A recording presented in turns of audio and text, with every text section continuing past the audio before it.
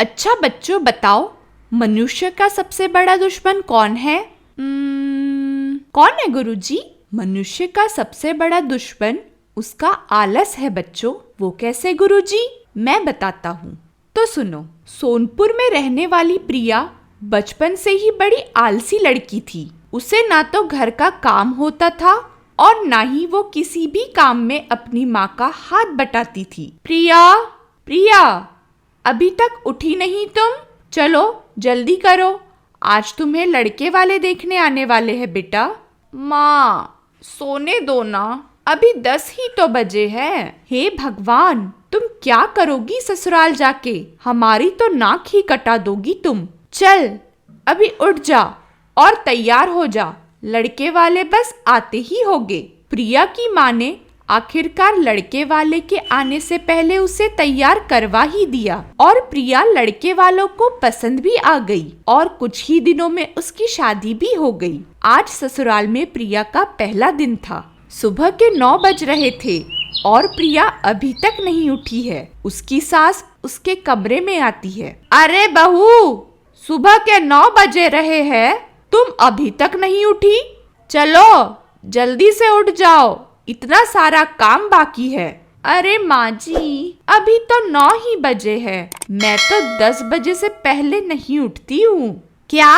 ये तेरा मायका नहीं है बहू, तेरा ससुराल है। चल अभी जल्दी से तैयार हो जा। हे भगवान! प्रिया अपनी सास की बात मानकर जैसे तैसे करके नीचे आ जाती है, पर वो अब भी नींद में ही होती है। एक कप चाय बना दीजिए ना माँ जी, मेरी आंखें ही नहीं खुल रही। मैं तेरी सास हूँ, सहेली नहीं, जो मुझसे चाय बनाने के लिए कह रही है।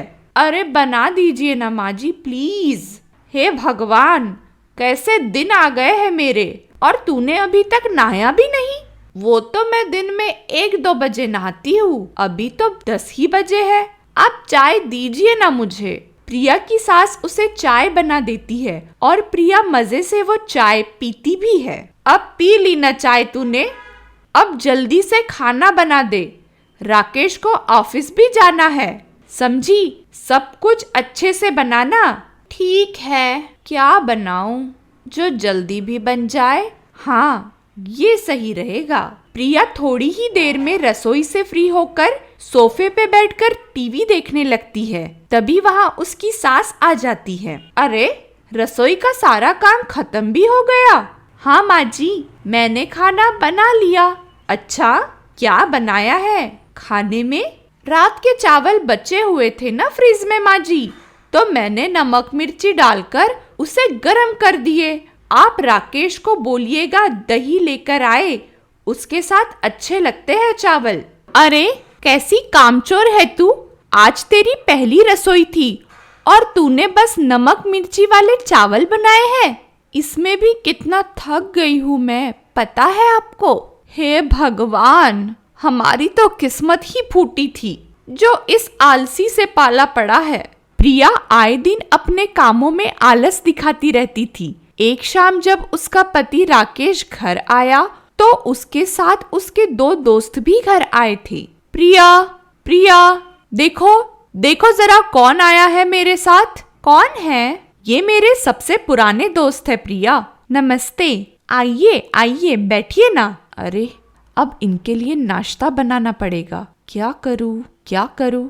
हाँ, एक काम करती हूँ, बाथरूम में जाकर बैठ जाती हूँ, बाहर ही नहीं आऊंगी और ना ही कुछ बनाना पड़ेगा। यही ठीक रहेगा। प्रिया जल्दी से जाकर बाथरूम में बैठ जाती है।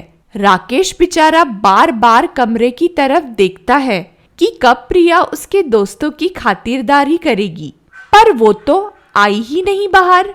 उसके दोस्त जाने के लिए खड़े हो जाते हैं। ठीक है राकेश, हम चलते हैं, अब बहुत देर हो रही है। अगली बार कहीं बाहर ही मिल लेंगे राकेश, इस बहाने कुछ खा भी लेंगे। चलो ठीक है। राकेश जैसे शर्म से पानी पानी हो चुका था, वो गुस्से से बाथरूम के दरवाजे पर खटखटाता है। बंद करो अब नाटक अपना, चले गए मेरे दोस्त। अरे, वो तो मैं बस नहा रही थी राकेश। तुम्हारे ये आलसपन और काम ना करने की वजह से हमें शर्मिंदा होना पड़ रहा है। कभी तो कुछ सही काम कर लिया करो तुम। काम ही तो नहीं होता ना मुझसे। जी आप कुछ और करने बोलिए, मैं कर लूंगी। ऐसा है ना, तो ठीक है। कल से तुम एक काम करना, तुम बस बिस्तर से मत उठना, सोती ही रहना। अगर तुम बिस्तर से उठी तो तुम्हें घर का सारा काम अकेले करना पड़ेगा। बोलो, मंजूर है तुम्हें? अरे ये तो मेरे मन का काम है। हाँ हाँ, मुझे मंजूर है। तो ठीक है। अगली सुबह राकेश ने प्रिया को बिस्तर से उठने ही नहीं दिया। यहाँ तक कि उसका खाना भी वो बिस्तर पर ही ले आया। उसकी चाय, पानी, नाश्ता सब उसे बिस्तर पर ही देने लगा। ये तू क्या कर रहा है राकेश बेटा?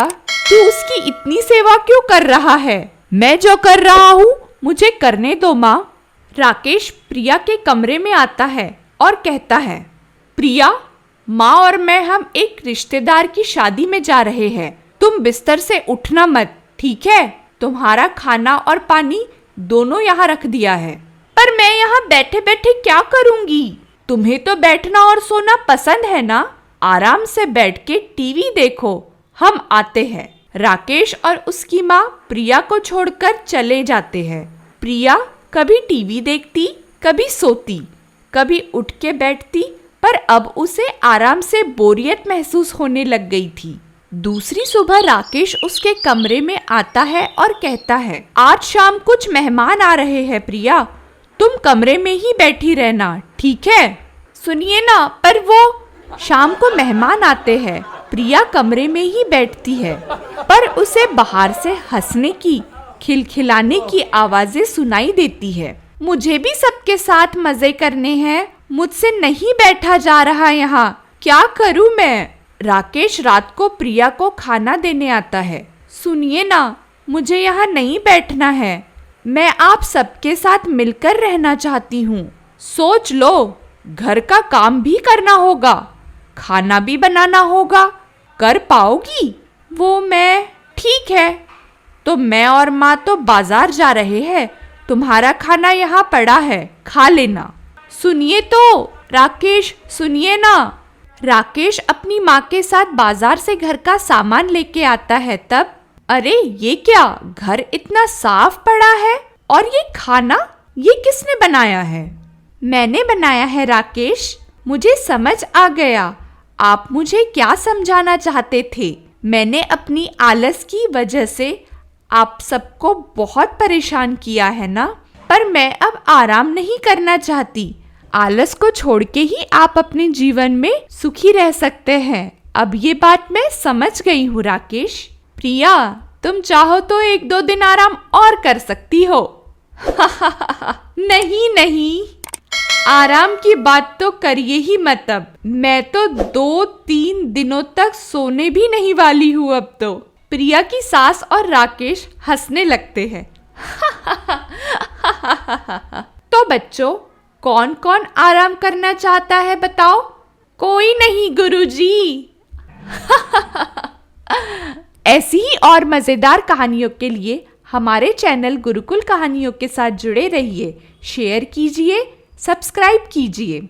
मिलते हैं एक और कहानी के साथ, तब तक के लिए नमस्कार।